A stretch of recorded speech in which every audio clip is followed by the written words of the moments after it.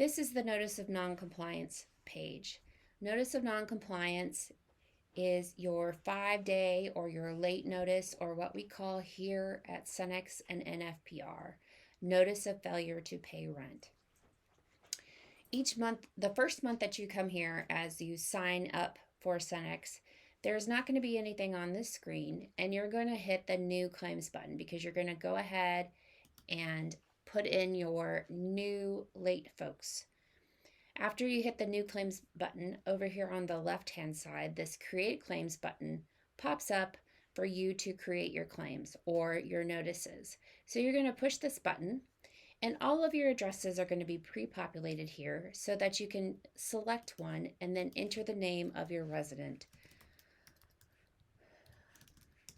It's important to make sure that you have every lease signer and guarantor on your notice. Every lease signer, every guarantor has to be on your notice. So if your resident has a spouse, or if they have a roommate, or if they have a guarantor, make sure that you put all that information here at this time. Also important to make sure you get your balances correctly. So the total balance is the number at the end of your ledger or on your delinquency. So let's say this resident pays $1,000 a month and has a $100 late fee. I'm going to put $1,100 here. The late fee total is going to be the total of the late fee, which in this case would be $100. This total rent is going to default once I tab out of that blank, and then I'm just going to say this resident was late for February. However, this is when it gets a little tricky and you have to think a little bit more about it. If your resident owes 3 months rent, this total late fee is not going to be just the current month's late fee. You're going to look at the whole ledger and see all of the late fees that your resident has open. So in this case, the rent is $3,000 and he has $300 in late fees, one for each month. I'm going to put $300 in here, and then that total rent is going to populate correctly. Then I'm going to come back and count back until the first month he went delinquent. So 1, 2, 3, December of 2020. So pay attention when you're looking at your letters. So what I recommend is you're going to pull your delinquency report. If you have all current delinquent people who are delinquent within the past month, you can go ahead and use that delinquency report to fill out your claims. When you're looking at your delinquency report and you see people with money in that 60 and 90-day column, you may want to go ahead and pull a ledger for those people. That way you get the information that you want for this late fee. So make sure that you're reviewing your delinquency before you start this process and preparing your paperwork for making this super easy and quick.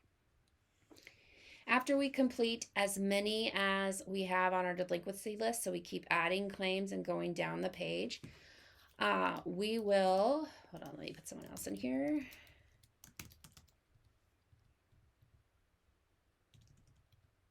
Oh wow, he has cheap rent. I can't do that. It's $2,000.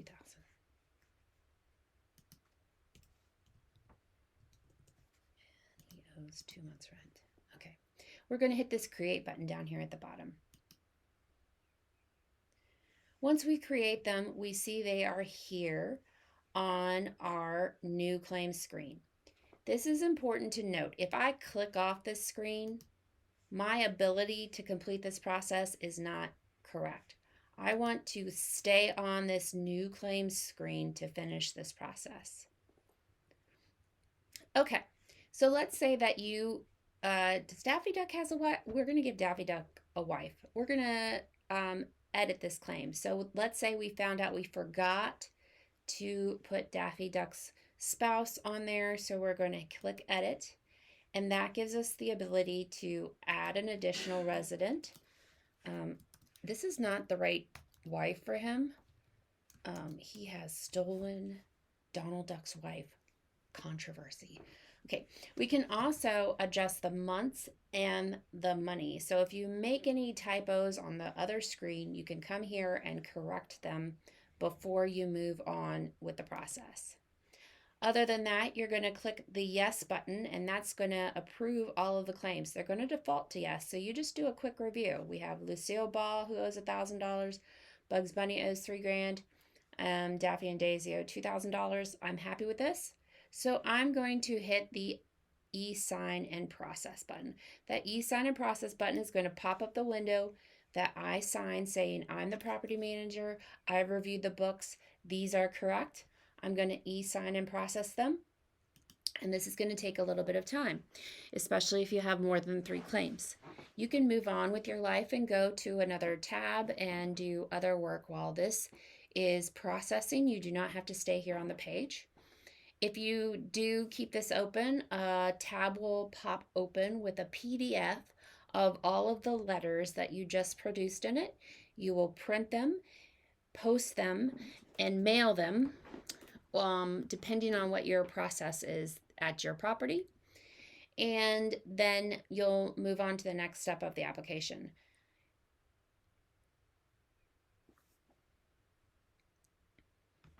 So this is done, and here are my letters.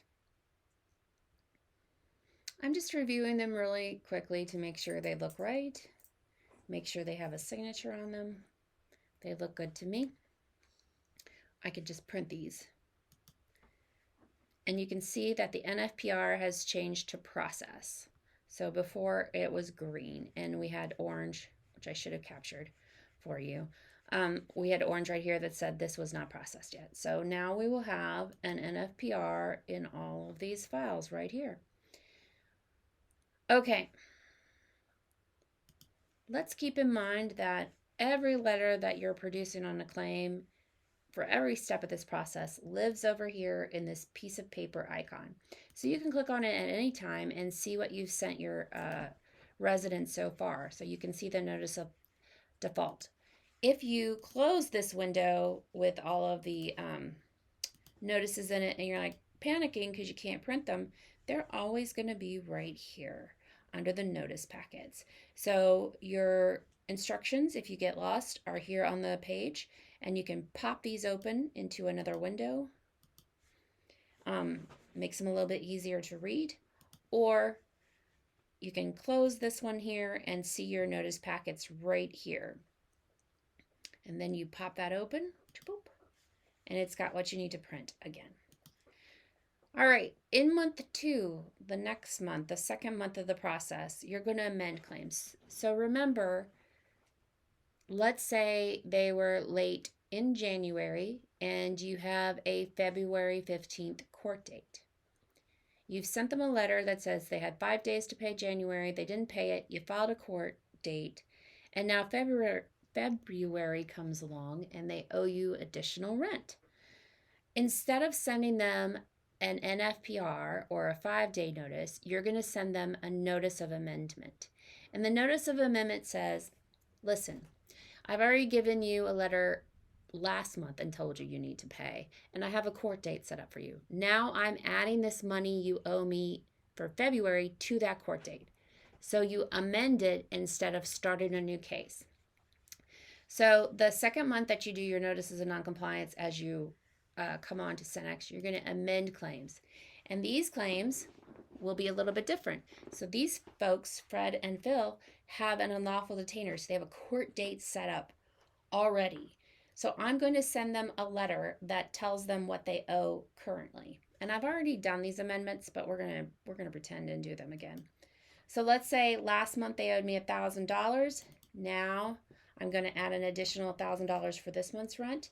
So they're going to owe me $2,000 now. Fred Flintstone owes me 2 months' rent and attorney's fees. And he makes me a payment between the time that I'm amending this. I'm going to come in here and I'm going to apply that payment to attorney's fees, then court costs, then late fees, then rent. So if he made a payment, this is how it would look. Please don't ask me to math how much that payment was. Let's assume he's not made a payment, and so he owes us 2 months rent, 2 months late fee, the $62 court cost, the $200 attorney fee. If you're smart and you add your attorney's costs and court fees to your ledger when you get your unlawful detainer, then your ledger is going to be accurate. It's going to apply correctly unless your property management company applies to rent first. So there are a few exceptions out there. Most of us apply to fees and other things first and leave rent for last, unless your owner has determined that they want everything to hit rent first. So just keep an eye on that. It can be a little confusing. If you need help, you can always reach out and we'll walk you through it the first few times and you'll get it after that. Okay, when you're amending a notice, you're always going to have to upload a ledger. And that's because the first month you did them on your own. The second month for a notice of amendment, we're actually going to review this before we send it on because we send it to the court to make sure your case is completely accurate. So you're going to upload a ledger. It's super easy to do. You're just going to pop open our little icon over there, and then you're just going to drop a ledger right in here. A little box is going to pop open. Let's see if I can just find a piece of paper. I'm going to use a, let's see here. I'm going to use a screenshot of the application here. Boop. And I'm going to say that it is a ledger. So you're going to have a drop-down menu where you can select what kind of document it is, select the document, and then upload. And we are good.